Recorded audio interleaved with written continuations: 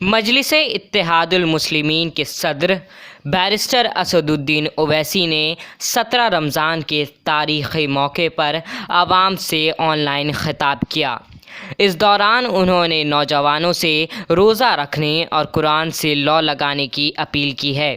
اس موقع پر انہوں نے اور کیا کچھ کہا، آئیے دیکھتے ہیں۔ خدا امیر المومنین حضرت علی کرم اللہ وجہہ کی شہادت 20 رمضان کو ہوئی۔ 17 رمضان کو حق اور باطل کی پہلی جنگ بدر ہوئی۔ اسی ماہ مبارک میں ہماری امت کی ماں بی بی عائشہ رضی اللہ تعالیٰ عنہ کی وفات ہوئی۔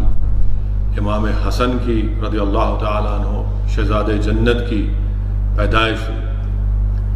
تو انشاءاللہ تعالیٰ مجلس اتحاد المسلمین کی جانب سے 20 رمضان کے دن حضرت علی کی شہادت کے دن بھی ایک جلسہ ہوگا، جس میں حضرت علی کرم اللہ وجہ امیر المومنین کے بارے میں فضائل، آپ کے فضائل کے بارے میں ہم کوشش کریں گے انشاءاللہ تعالی۔ جو ایک سمندر ہے، حضرت علی کے فضائل کو بیان کرنا ایک سمندر ہے، اور اسد الدین اویسی تو اس سمندر کا ایک ساحل ہے۔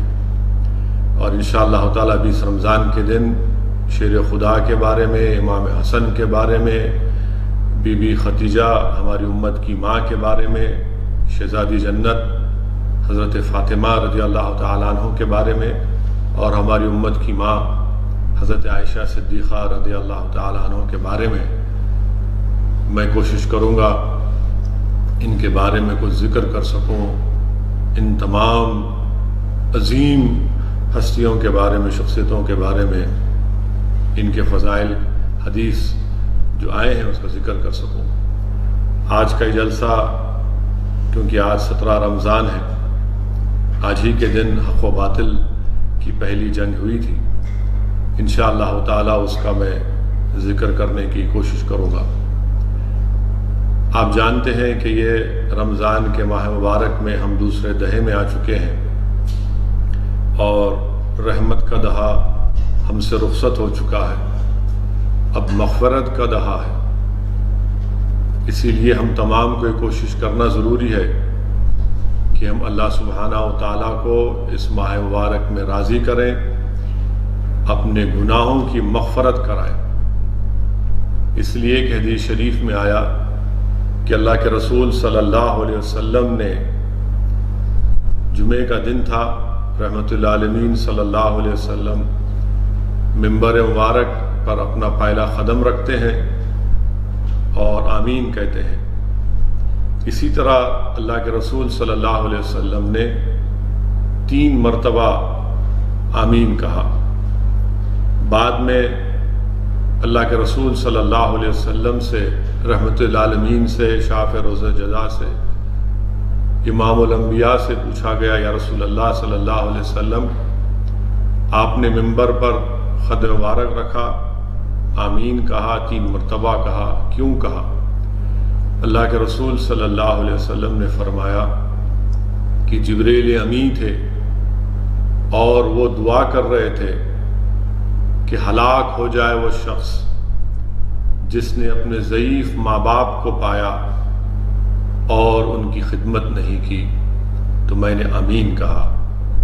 جبریل امی نے دعا کی کہ ہلاک ہو جائے وہ شخص کہ جس جگہ پر درود و سلام، جس جگہ پر محمد مصطفیٰ صلی اللہ علیہ وسلم کا ذکر ہو، اور وہاں پر رسول اللہ صلی اللہ علیہ وسلم پر درود و سلام نہ بھیجا جائے۔ تو اللہم صلی علی سیدنا محمد عبدک رسولک نبی امی والآل صحابہ وسلم۔ رسول اللہ صلی اللہ علیہ وسلم نے عرض کیا کہ جبریل امی نے دعا کی کہ ہلاک ہو جائے وہ شخص جس نے رمضان کو پایا اور اس کی قدر نہیں کی، تو میں نے آمین کہا۔ میرے عزیز دوستوں اور بزرگوں، میری عزت دار ماں اور بہنوں، دعا کون کر رہے ہیں؟ دعا کرنے والے امام پورے فرشتوں کے امام ہیں، حضرت جبریل امی ہیں۔ اور آمین کون کہہ رہے ہیں؟ سید الانبیاء محمد مصطفیٰ صلی اللہ علیہ وسلم آمین کہہ رہے ہیں۔ ہم تمام کو اپنا محاسبہ کرنا ہے کہ اس ماہ مبارک میں اگر ہم نے اپنے ماں باپ کی نافرمانی کی، ان کو اف کہا ہے، تو ہم توبہ کریں.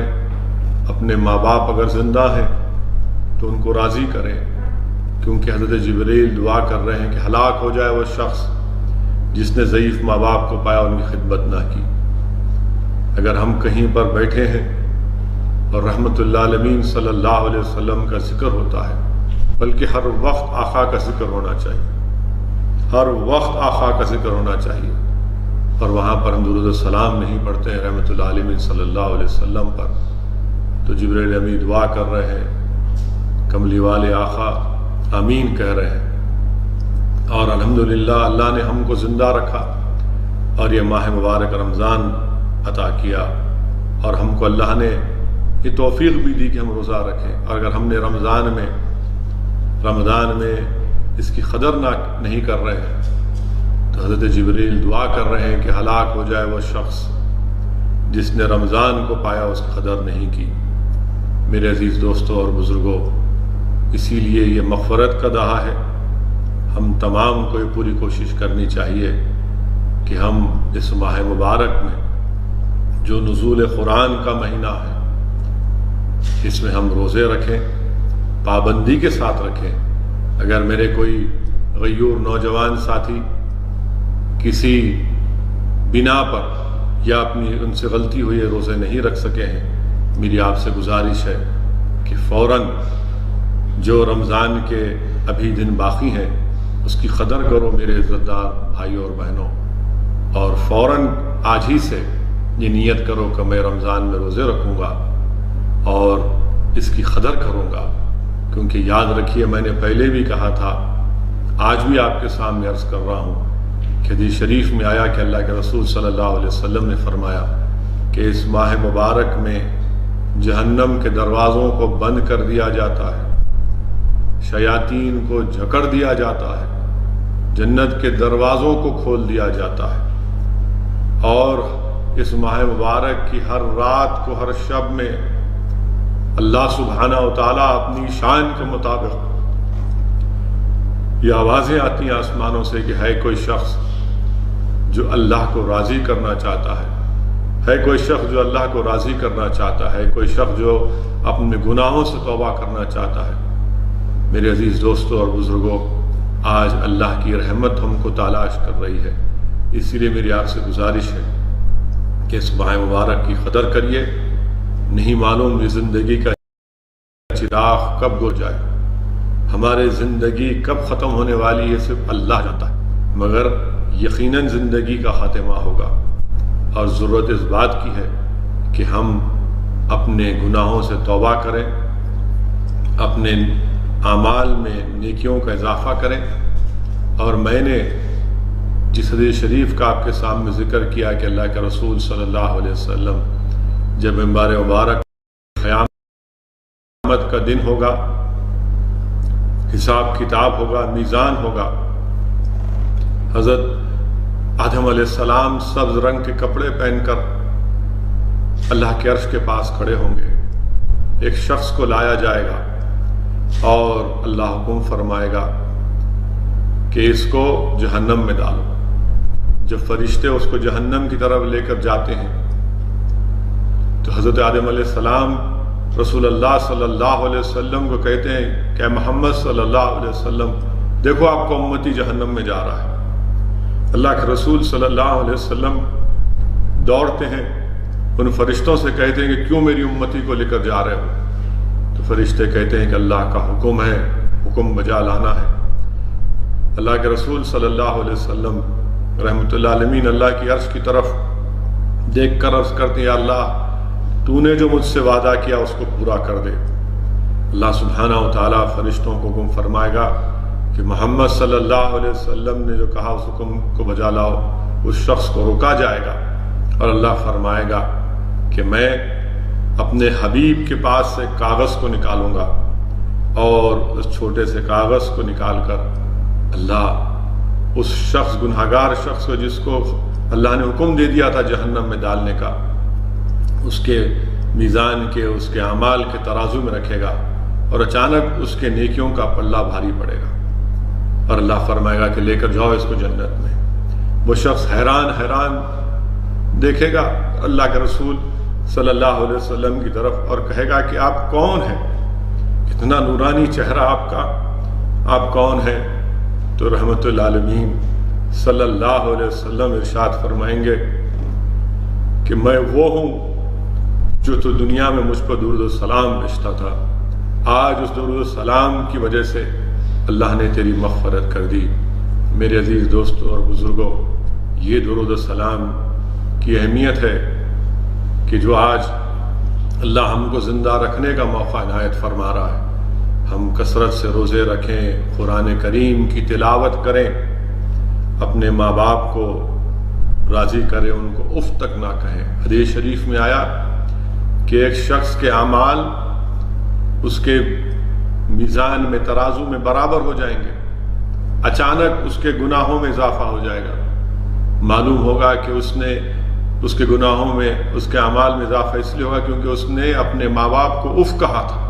صرف اف کی بنیاد پر اس کو اللہ حکم فرمائے گا کہ تو نے اپنے ماں باپ کو اف کہا تھا، اس کو جہنم میں ڈال دو۔ جب اس شخص کو لے کر جایا جائے گا تو اس کا بیٹا کہے گا میں بھی جہنم میں جا رہا ہوں، میری نیکیاں میرے باپ کو دے دو، میری نیکیاں میرے والد کو دے دو۔ وہ تو کہے گا تو اللہ سبحانہ و تعالیٰ کی رحمت جوش میں آئے گی۔ اللہ کہے گا کہ جب آج تم میری رحمت سے امید کر رہے ہو تو اللہ سبحانہ و تعالیٰ ان کو معاف کر دے گا۔ میرے عزیز دوستوں اور بزرگوں، میری عزت دار ماں اور بہنوں، حضرت عبداللہ شاہ صاحب قبلہ رحمۃ اللہ علیہ اپنی اس کتاب میں لکھتے ہیں، حضرت موسیٰ علیہ السلام سے اللہ فرمائے گا کہ اے موسیٰ، میں ایک آنے والی قوم کو، ایک امت کو 2 اندھیرے دوں گا اور 2 روشنیاں دوں گا۔ حضرت موسیٰ علیہ السلام پوچھیں گے اللہ 2 اندھیرے کون سے ہیں؟ تو اللہ سبحانہ تعالیٰ فرمائے گا 2 اندھیرے، ایک خبر کا اندھیرا ہوگا اور ایک جس دن حساب کتاب ہوگا وہ اندھیرا ہوگا۔ اور ان 2 اندھیروں کو دور کرنے کے لیے اللہ حضرت موسیٰ سے کہا کہ میں ان کو قرآن دوں گا اور ان کو رمضان دوں گا۔ حضرت موسیٰ عرض کریں یا اللہ تو مجھے اس میں کیوں نہیں پیدا کر دیتا؟ تو اللہ فرمائے کہ نہیں موسیٰ علیہ السلام سے اللہ عرض کرے گا کہ وہ بہت بعد میں آنے والی امت ہے۔ میرے عزیز دوستوں اور بزرگوں، خبر کا اندھیرا، حشر کے میدان کا اندھیرا کیسے دور ہوگا؟ اللہ حضرت موسیٰ سے عرض فرما رہا ہے کہ قرآن سے اور رمضان سے اندھیرے دور ہوں گے۔ مجھے یہاں پر امام احمد بن حنبل رحمۃ اللہ علیہ کا واقعہ یاد آ رہا ہے کہ امام احمد بن حنبل رحمۃ اللہ علیہ خواب میں اللہ سے پوچھتے ہیں کہ یا اللہ تجھ سے قریب ہونے کی سب سے بہترین عبادت کیا ہے؟ تیرے مقرب بندوں کی بہترین عبادت کیا ہے؟ تو آواز آتی ہے کہ جو قرآن کی تلاوت کرتا ہے۔ امام احمد بن حنبل رحمۃ اللہ علیہ عرض کرتے ہیں یا اللہ کیا سمجھ کر پڑھنے سے یا بغیر سمجھے پڑھنے سے بھی؟ تو آواز آتی ہے کہ کوئی سمجھ کر پڑھے یا اگر سمجھ کر نہ بھی پڑھے، وہ عبادت، وہ قرآن کی تلاوت اس کو اللہ سے قریب کرتی ہے۔ میرے عزیز دوستوں اور بزرگوں، میرے غیور نوجوان ساتھیوں، اپنی زندگیوں پر غور کرو میرے نوجوانوں۔ تم قوم اور ملت کا مستقبل ہو میرے نوجوان ساتھیوں، میرے نوجوان بھائیوں اور بہنوں، تم قوم کا مستقبل ہو۔ تمہارے مضبوط خندوں پر اس قوم کے مستقبل کی ذمہ داریاں تم پر عائد ہونے والی ہیں۔ اگر تم گر جاؤ گے تو قوم کا مستقبل خراب ہو جائے گا۔ میرے عزت دار نوجوان ساتھیوں، کیا تم کو یہ پتہ بھی ہے کہ قرآن شریف کے کل کتنے حروف ہیں؟ آج تم انسٹاگرام پر، سنیپ چیٹ پر تمہارے پاس بے شمار نالج ہے، ماشاءاللہ ہر چیز کا علم ہے تمہارے پاس۔ افسوس کے ساتھ یہ بھی کہنا پڑتا ہے کہ تمہاری زبانوں پر کئی واہیات قسم کے ترانے بھی تم کو یاد ہیں، مگر کیا تم نے کبھی یہ سوچا میرے نوجوان ساتھیوں کہ کل قرآن کے کتنے حروف ہیں؟ پوری قرآن کے کتنے حروف ہیں؟ میں آپ سے عرض کر رہا ہوں کہ اس کو بھی یاد کر لو. یہ علم تم کو کام میں آئے گا، دنیا میں بھی، خبر میں بھی اور آخرت میں بھی. پورے قرآن کے کل حروف 1,27,000 ہے. 1,27,000 ہے. ایک قرآن کی آیت پڑھو 100 گنا ثواب ملے گا. درجات بلند ہوں گے، گناہ اتنے معاف ہوں گے. تو اس لیے یہ جو رمضان کا مبارک مہینہ ہے، آپ قرآن کریم کی کثرت سے تلاوت کریے. اور جو لوگ روزے رکھتے ہیں الحمدللہ، ان کو حدیث شریف میں آیا، ان کو خوشخبری دی جا رہی، جب حساب کتاب کا دن ہوگا، جب خبروں سے ہم تمام کو اٹھایا جائے گا، اس دن ان نیک بندوں کو جو روزہ دار ہیں ان سے کہا جائے گا، آواز دی جائے گی، اللہ فرشتوں سے کہے گا کہ میرے نیک بندے ہیں، یہ بھوکے پیاسے ہیں، ان کو فوراً یہیں پر کھانا کھلاؤ، ان کو پانی پلاؤ. میرے عزیز دوستوں اور بزرگوں، اسی لیے اللہ سبحانہ و تعالیٰ قرآن کریم کے سورہ الحاقہ میں فرمائے گا جب قیامت قائم ہوگی تو اللہ فرمائے گا کھاؤ اور پیے مزے کرو جو تم نے دنیا میں نیک اعمال کیے تھے. یہ روزدار کا انعام ہے. اور ضروری ہے کہ ہم اپنی زبان کو، اپنی آنکھ کو، اپنی سوچ کو تمام غلط چیزوں سے دور رکھیں. روزہ حدیث شریف میں آیا، میں نے علماء کی زبانوں سے سنا، ان کے پیر کے پاس بیٹھ کر کے صرف کھانا نہیں کھانا 15 گھنٹے کے لیے، یا پانی نہیں پینا 15 گھنٹے کے لیے روزہ نہیں ہے. روزے کا مطلب یہ ہے، روزہ کیا ہے؟ ڈھال ہے. اور ڈھال کیا ہے؟ نفس کشی ہے، کہ آپ اپنے آنکھ کو بھی غلط چیزوں کی طرف نہ دیکھیں. اگر سیل فون ہے تو نیوز کی حد تک، یا پھر قرآن کریم کی تلاوت کی حد تک.